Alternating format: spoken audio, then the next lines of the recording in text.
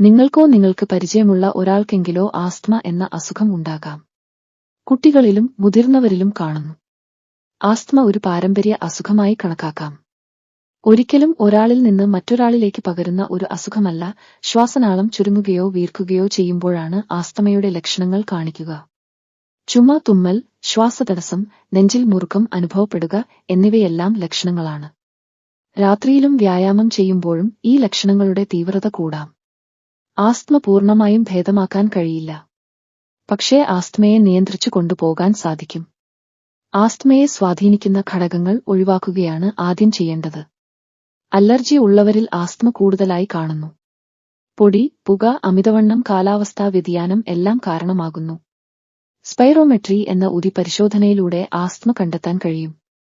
ഇൻഹേലറുകളുടെ ഉപയോഗത്തിലൂടെ ആസ്ത്മ നിയന്ത്രിക്കാൻ സാധിക്കുന്നു. നിങ്ങളുടെ സംശയങ്ങൾ കമന്റ് ബോക്സിൽ ചോദിക്കുക.